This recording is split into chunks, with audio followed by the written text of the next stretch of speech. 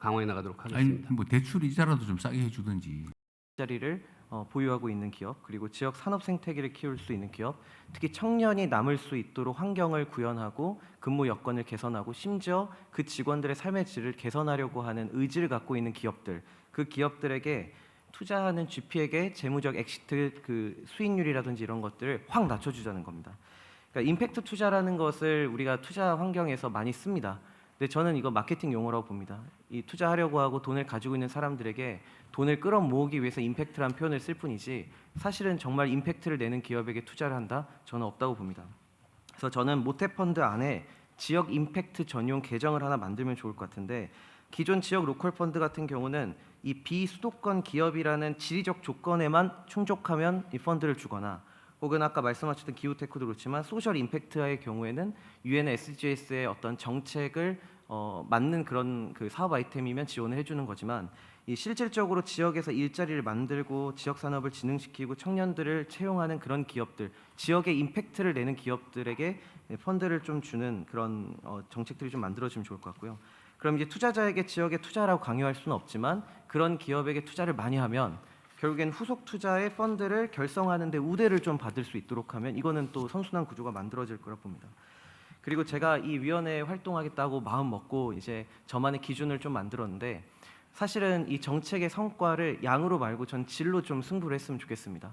중소기업 대표님들은 다 공감하시겠지만 뭐 기술보증기금, 중진공, R&D 뭐 이런 것들 전체 다 아시겠죠. 근데 그 하나하나의 정부 정책, 지원 정책마다 모두 요구하는 게 일자리 취업률입니다. 취업률에 다 목을 매납니다. 근데 사실 중소기업에서 중요한 게 취업률입니까? 이직률을 얼마나 낮추느냐입니다. 그러니까 사실 수도권 기업의 대표님들 매번 만나면 지역은 사람을 뽑는 게 힘들다고 하지만 서울에 있는 기업 대표님은 뽑아놨더니 도망가더라라는 겁니다. 그러니까 이직률이 높은 구조에서는 중소기업이 아무리 하더라도 사람 하나하나가 기술력이기 때문에 이직률이 높은 기업은 기술력을 보유하고 있다고 할 수 없다고 저는 생각합니다. 그래서 이직률을 낮출 수 있는 기업들의 어떤 그 정책이나 혹은 기업의 어떤 문화가 바뀌어야 된다고 보고요. 그래서 저는 이 기술보증기금이나 이런 데에서도 보면 이제 20명이 있는 기업의 예시입니다. 10명을 채용하는데 몇 개월 뒤에 가보면 20명 그대로 있습니다. 그러면 10명을 뽑은 기업이 10명은 내보냈다는 뜻이거든요. 그러니까 그런 부분들을 또 말씀드리고 싶었고, 끝으로 저는 이 청년이 지역을 떠나는 이유, 제가 지역에서 9년, 10년을 있으니까 제가 느끼는 게요. 그 일자리 양이 적냐? 양은 많습니다. 근데 일자리 질이 적다는 건 여기 있는 분들 모두 알고 계실 겁니다. 근데 결국 아무리 좋은 정책이어도 그 일자리의 질을 높이는 건 중소기업 대표님들 아닙니까? 그러니까 기업 대표님들이 그 정책을 본인의 회사에 기업의 기업 문화로 자리 잡게 해야 되는데 그걸 억지로 하게 할 수가 없죠. 근데 저는 규제 중에서 우리 여기 고용노동부도 계시지만 부처에서 가족 친화 기업 인증, 뭐 청년 친화 강소기업, 그리고 일자리 그 세 개 부처가 같이 만든 대한민국 일생활 균형 우수기업, 이런 인증 제도를 만들어 놓고 저는 이걸 왜 활용을 잘 안 하는지 모르겠습니다.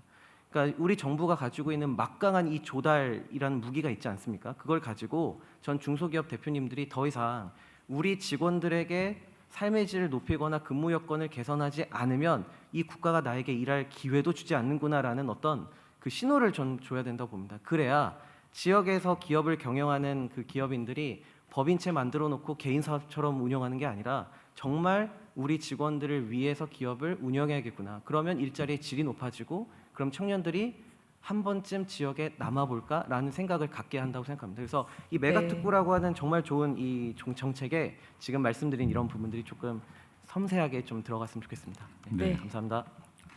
좋은 의견이시고요. 제가 안 그래도 금융위원장 어디 계신 것 같아요. 입니다. 거기 계십니다.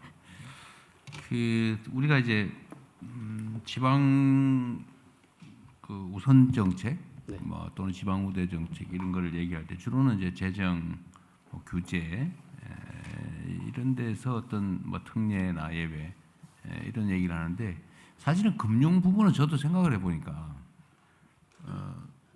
최근에 나온 얘기가 이제 예를 들면 펀드를 40%를 지방에 의무 배정하겠다, 뭐 그 정도 같아요.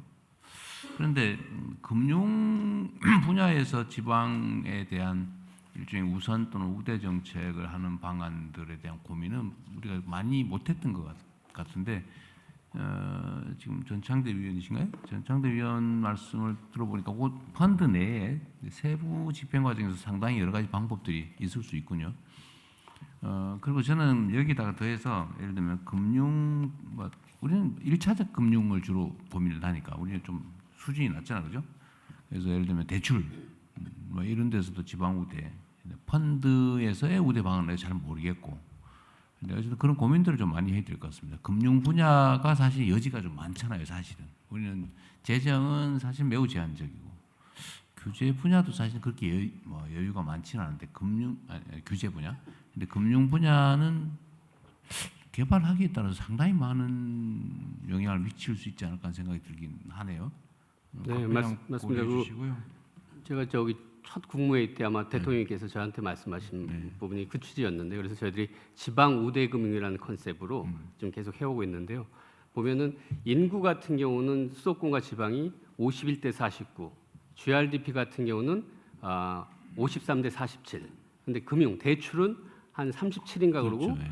벤처 펀드는 20몇 대예요. 그러니까 사실은 암만 비수도권이 뭐가 없다 그래도 금융이 상대적으로 덜 간 측면이 있습니다. 그러니까요. 네, 그래서 저희들이 지방우대 금융에서 목표질에서 그 정책금융교 같은 경우는 지방에 가는 할당량이 없었는데 40%, 45%까지 늘리고 국민성장펀드 같은 경우도 최소한 40%는 분명히 지방한테 내려가야 된다는 거고 간접펀드 내에도 지방 우대 펀드, 지방 전용 펀드도 이렇게 해놓고 있고요. 그다음에 지금 1차 메가 프로젝트 한 것 중에도 지방에 지금 신한우의 해상풍력 프로젝트 같은 경우는 지방에 그 발전이 돼서 그 옆에 산업단지에 전력을 공급하고 그다음에 거기서 해상풍력 기자재라든지 그런 산업이 발생하고 거기 주민들은 또 주민 참여로 들어가고 그래서 지역 자체에 없던 일자리가 새로운 없던 산업이 새롭게 가는 걸로 하는데 계속해서 이런 부분들 더 강화해 나가도록 하겠습니다. 아니 뭐 대출 이자라도 좀 싸게 해주든지. 그것도 있습니다. 그래서 지방 같은 경우는 지역에 원래 있던 기업들, 그다음에 지방으로 이전하는 기업들,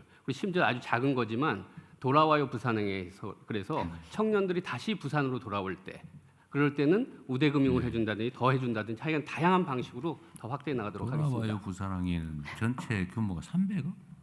1,000억입니다. 1,000억. 천억이었어요? 예, 1,000억하고 다른 지역들도 다 그렇게 좀 하고요. 너무 네. 이제 액수가 많지는 않다는 생각이 그때 얼핏 들긴 하더라고요. 네, 네, 그런 쪽을 더 확대해 나가도록 하겠습니다. 네. 그래서 그 고민을 좀 많이 해야 될 것 같습니다. 금융 재미있게 보셨다면 구독, 좋아요, 알림 설정까지 꼭 눌러주세요.